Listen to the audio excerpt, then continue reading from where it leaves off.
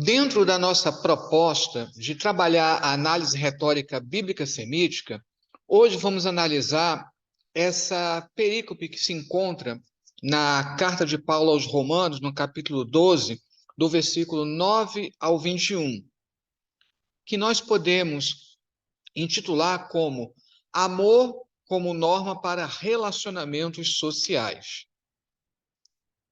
Primeiramente, vamos rever a estrutura geral da carta, que eu já coloquei em outros vídeos, mas vou aqui repassar. A carta segue o padrão generalizado encontrado nas obras paulinas. Uma parte doutrinária, teórica, seguida de outra homilética, prática, também chamada de parênese. Após o endereço inicial com saudação, no primeiro capítulo, versículo 1 ao 7, e a oração com ação de graças, nos versículos 8 ao 15, põe-se a enunciação da tese, a qual será o assunto primordial da carta, a síntese do Evangelho paulino, e que se tornou também o lema da Reforma Protestante: o justo viverá pela fé. A parte doutrinária da carta aos Romanos encontra-se nos capítulos 1 ao 8, com uma digressão acerca da posição de Israel nos capítulos 9 ao 11. Ele interrompe, antes de ir para a parte prática, ele resolve fazer essa digressão sobre os capítulos 9 ao 11, que é sobre a posição de Israel. E, finalmente, a parte homilética encontra-se nos capítulos 12 ao 16. Justamente a passagem que nós vamos analisar, que é no capítulo 12, versículo 9 ao 21, encontra-se no início da parte homilética, cuja preocupação maior é com a prática diária cristã. Como colocar tudo aquilo que foi dito, especialmente dos capítulos 1 ao 8, em prática. A perícope que vai do versículo 9 ao 21, passagem que vai do versículo 9 ao 21, pode ser destacada tanto do capítulo 12, versículos 1 ao 2, que apresenta o tema do culto racional, que funciona como introdução a esta última parte da carta. Por isso que você pode destacar esses dois versículos. E pode-se destacar também do capítulo 12, versículos 3 a 8, que tem essa temática específica aqui, que é tipicamente paulina, da comparação da igreja a um corpo.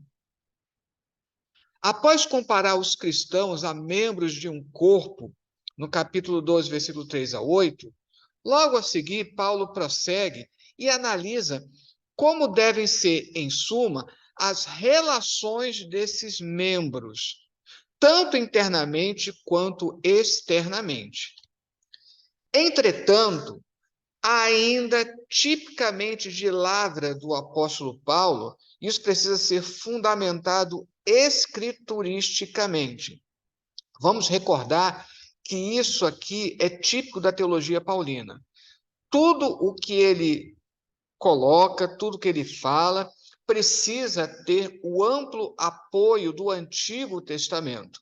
Isso porque Paulo é justamente esse que está em primeira mão com escritos neotestamentários. Ele é o primeiro escritor do Novo Testamento. Os evangelhos foram escritos depois de Paulo.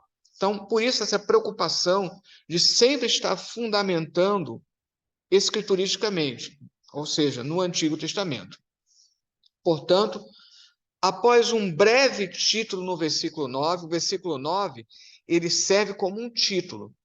Então, depois do versículo 9, que serve de título, há uma disposição tríplice.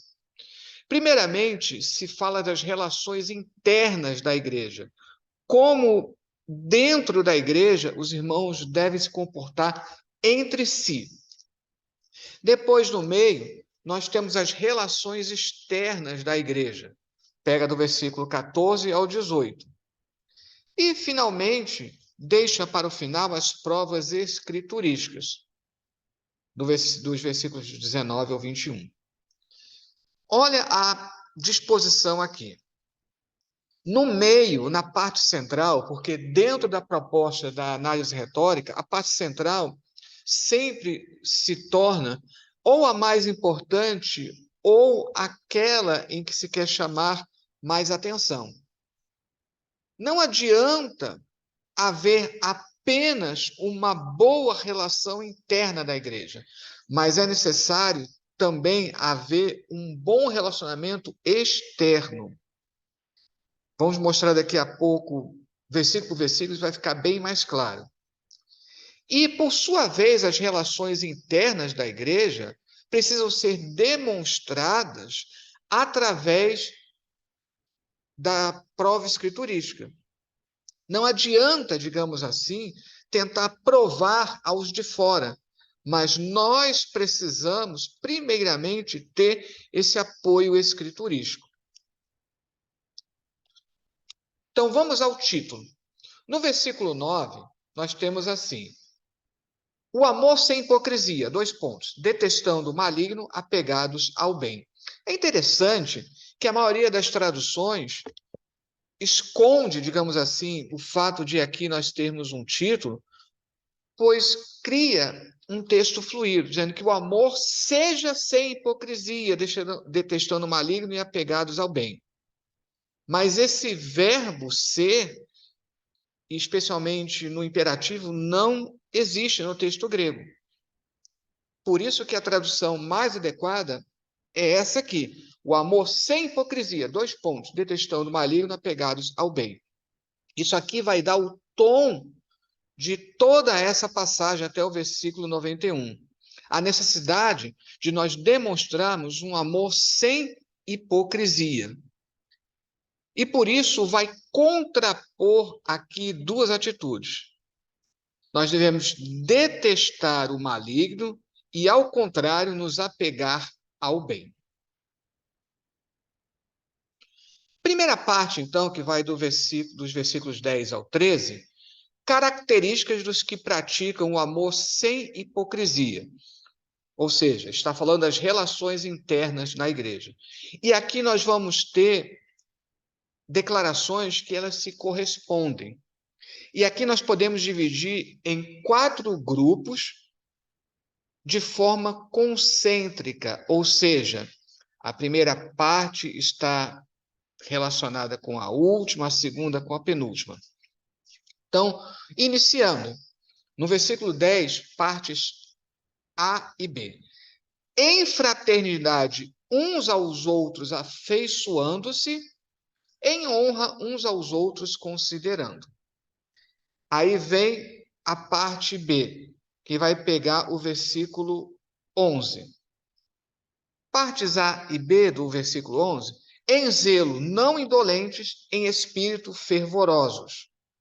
Ou seja, um espírito fervoroso é aquele que não é indolente no zelo. E tudo isso deve ser sintetizado aqui na última parte, no versículo 11, ao Senhor servindo. Ou seja, o nosso fervor não deve ser motivado por questões particulares, mas sempre tendo em mente que nós estamos servindo ao Senhor. Tudo que nós fazemos com o intuito de glorificar a Deus. Depois, no versículo 12, note que a mesma disposição do versículo 11 se encontra aqui no versículo 12. Nós temos aqui, tanto no versículo 11 quanto no versículo 12, nós temos aqui trechos trimembros, ou seja, com 3 partes, sendo que as 2 primeiras têm uma relação e a última está como que fazendo uma síntese, um resumo. Então, aqui no versículo 12, em esperança, alegrando-se, em tribulação, perseverando.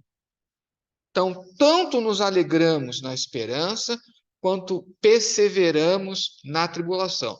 E como isso é possível? Aqui na última parte do versículo 12, em oração dedicados. Ou seja, somente com uma dedicação à oração podemos nos alegrar na esperança e perseverar na tribulação. E aí fecha com o versículo 13, em necessidade dos santos participando, a hospitalidade buscando. Então, observem aqui como existe essa disposição retórica, que é também poética. Eu fiz aqui uma tradução que respeita mais essa disposição poética que nós encontramos no grego. Então, vejam, o versículo 10 tem uma correspondência ao versículo 13 e o versículo 11 com o 12. Agora vamos para a segunda parte. Exortações aos que praticam o amor sem hipocrisia. Ou seja, está falando das relações externas da igreja. Versículos 14 ao 18. Enquanto aqui na anterior está trabalhando relações que se correspondem de alguma forma, agora aqui relações que vão se contrapondo de alguma maneira. Então, no versículo 14, aqui também, da mesma forma que a primeira parte, do versículo 10 ao 13, aqui também nós temos uma disposição concêntrica e também nós temos aqui, ao contrário do anterior, nós temos uma parte central que está se destacando. Então, o versículo 12 se corresponde, perdão, o versículo 14 vai se corresponder ao versículo 18, o versículo 15 ao 17, e o versículo 16, ele vai se dividir em três partes. E a parte central do versículo 16 vai se tornar a mais importante daqui, e vamos ver depois de toda a passagem. Então, vamos lá. Abençoai os vossos perseguidores. Aí ele chama atenção, abençoai, e não amaldiçoeis. Então, está contrapondo a atitude de abençoar e de amaldiçoar. Depois, no versículo 15, alegrar-se com os que se alegram, se contrapondo ao chorar com os que choram. Depois, a primeira parte do versículo 16, né? Uns aos outros, harmonicamente pensando. Aí depois, em coisas grandes não pensando, mas as coisas humildes acomodando-vos. Aí fecha, não sejais sábios por vós mesmos. É interessante como você tem essa moldura aqui no versículo 16. Uns aos outros harmonicamente pensando, corresponde a não sejais sábios por vós mesmos. Então, uma frase que é atribuída a Agostinho, né, que nós devemos ser uma unidade na diversidade. Cada um de nós tem uma característica, mas precisamos pensar harmonicamente. E isso é demonstração de sabedoria. Não ser sábio a vós mesmo significa que eu preciso exercitar a minha sabedoria com os meus irmãos. Versículo 17. A ninguém mal com mal retribuindo. Muito pelo contrário, preocupando-se com o bem diante de todos os homens. E fecha aqui no versículo 18, se possível, tanto quanto depender de vós, com todos os homens sendo pacíficos. Isso aqui é uma coisa interessante também. A maioria das traduções dá uma ênfase no imperativo, mas aqui nós temos afirmações. Aqui no versículo 18, não está pedindo para ser pacífico, mas pressupõe que, sendo cristão, você já é alguém pacífico. Aqui o versículo lembra, se possível, tanto quanto depender de vós. Sabemos que, por mais que nós nos esforcemos, e sempre existirão pessoas que não querem ter paz conosco, mas nós precisamos ter a iniciativa. Eu não posso colocar como uma desculpa de que eu não devo agir com paz, mas sempre devo fazer a paz, promover a paz. Aliás, lembrando do Sermão da Montanha, bem-aventurados pacificadores. Aliás, acerca do Sermão da Montanha, vamos mostrar daqui a pouco a correspondência.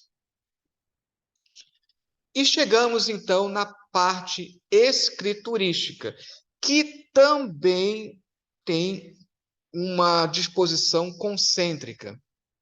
O início do versículo 19 se corresponde ao versículo 21, e o restante do versículo 19 vai ter uma correspondência com o versículo 20.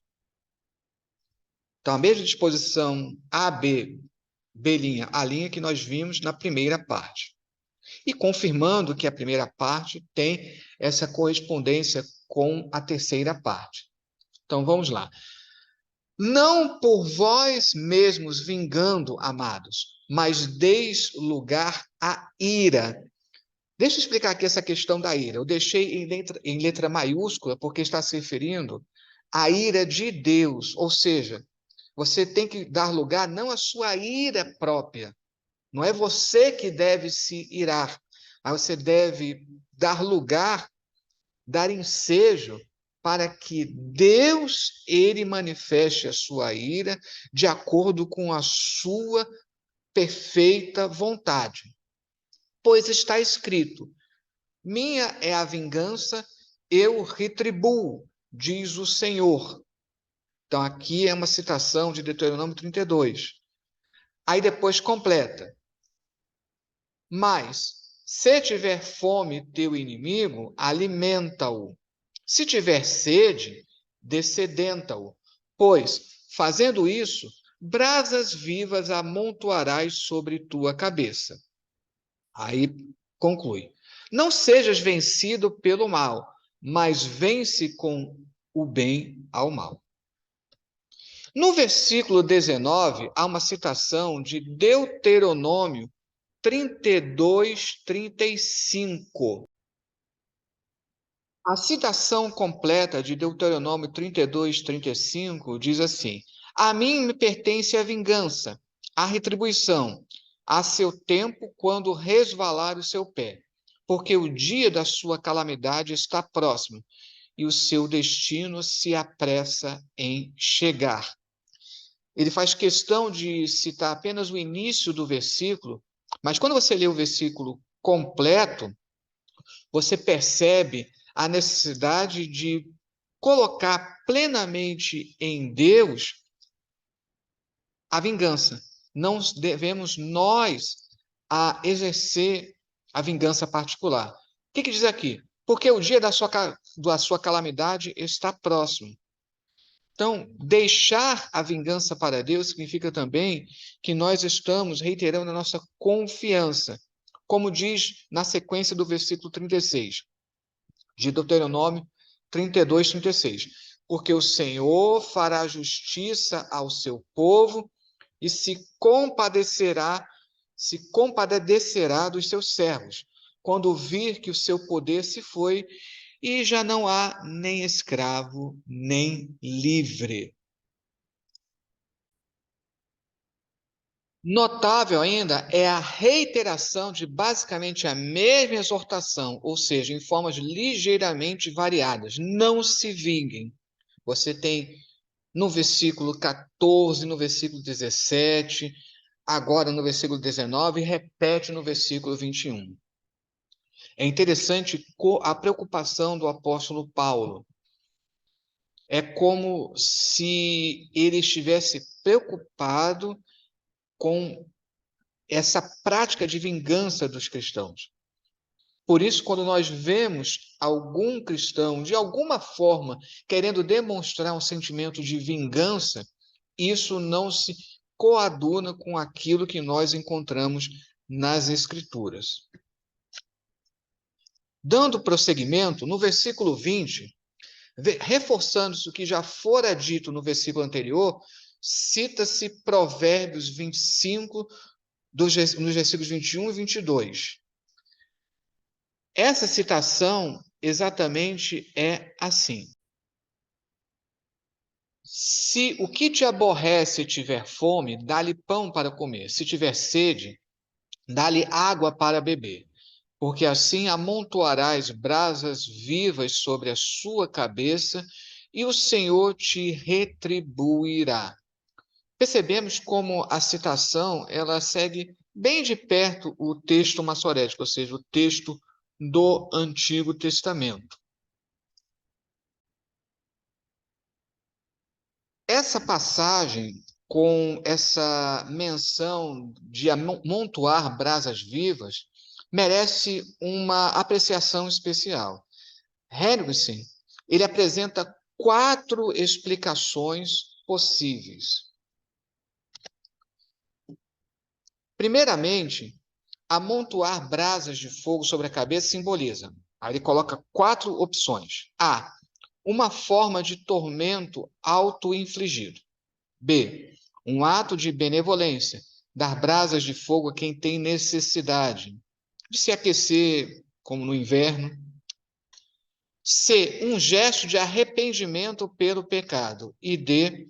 Uma forma de fazer o inimigo sentir vergonha de si mesmo.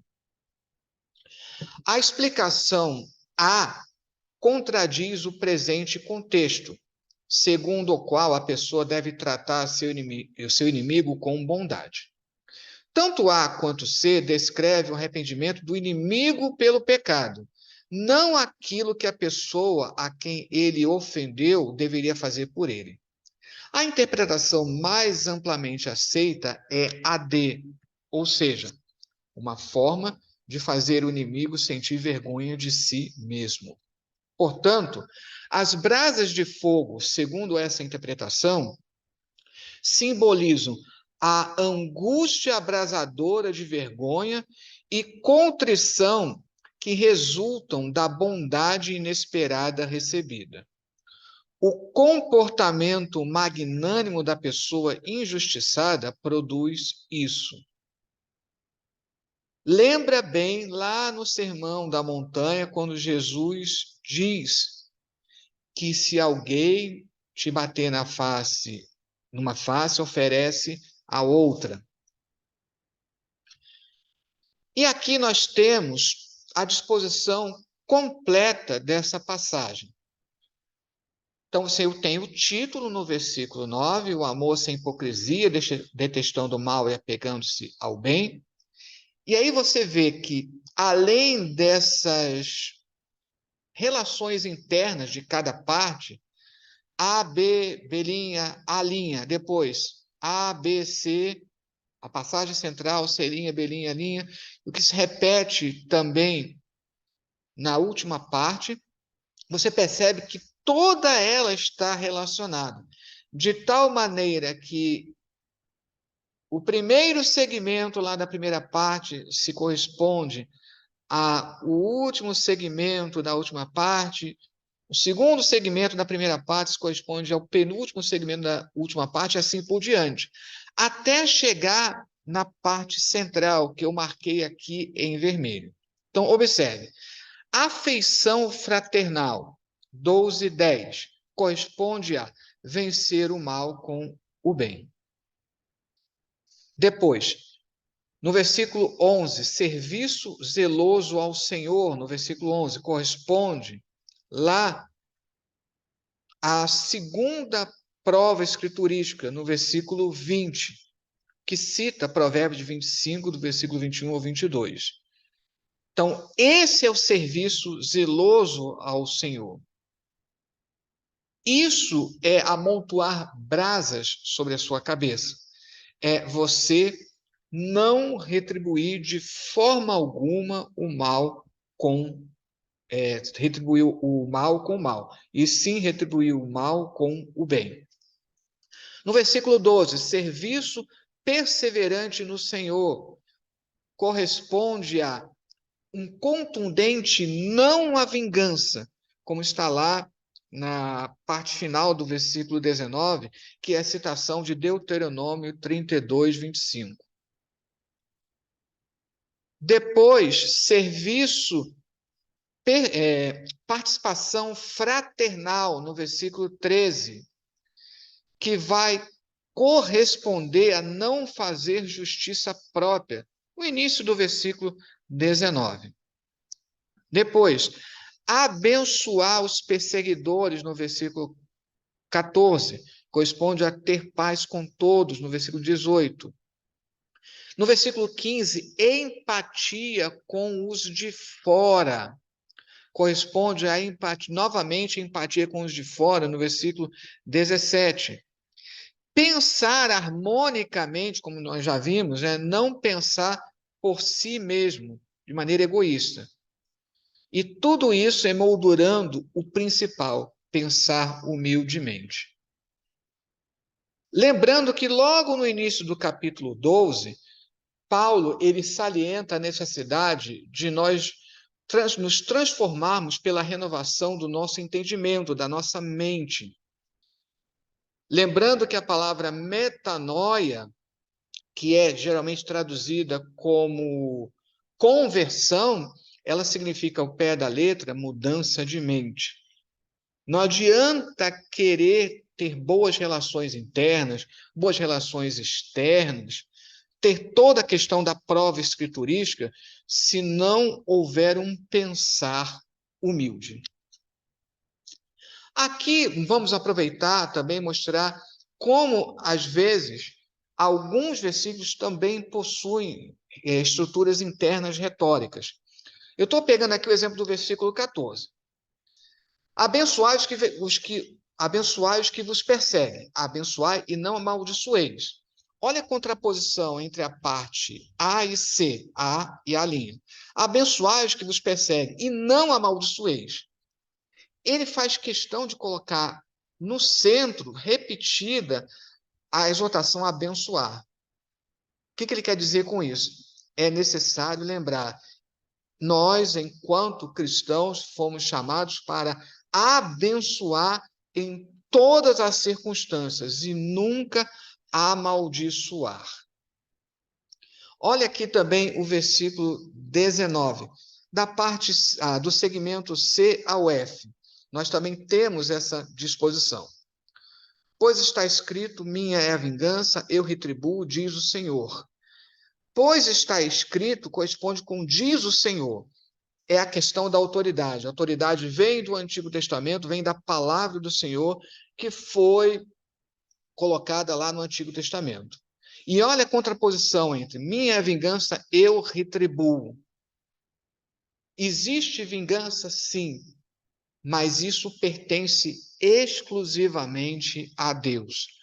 Vamos até lembrar que a famosa lei de Talião, lá no Pentateuco, ela foi colocada não com o intuito de promover uma atitude particular de vingança, mas sim para exatamente para coibir excessos. Porque dentro da proposta da antiguidade, você tinha a figura do vingador de sangue, então ele iria se vingar não somente da pessoa que assassinou um parente seu, mas ele iria se vingar em cima de toda a família, de toda a tribo e às vezes até de todo o povo. Então, por isso que olho por olho, dente por dente, significa você deve se conformar apenas com o olho por olho e dente por dente. E mesmo assim, teria que se levar a um tribunal, e aí sim o tribunal iria julgar acerca da aplicação ou não da pena. E aqui nós finalizamos mostrando essa comparação com o Sermão da Montanha. Isso já ficou bem patente, mas aqui vamos ver como Romanos 12, 14, ele faz menção a Mateus 5, 39, como o versículo 17 faz citação de alusão a todo o conjunto lá no Sermão da Montanha, no capítulo 5, do versículo 38 ao 44, o 18, como faz citação no versículo 9, bem-aventurados são os pacificadores, e como o versículo 19 também faz menção ao versículo 39. Ou seja, A questão da prova escriturística não é apenas com base no Antigo Testamento, mas o apóstolo Paulo mostra como a pregação de Jesus já fundamenta tudo isso que ele está nos trazendo. E aqui eu trago a bibliografia, tanto da carta aos Romanos, como também a bibliografia da metodologia da análise retórica, e que eu já havia colocado em outros vídeos.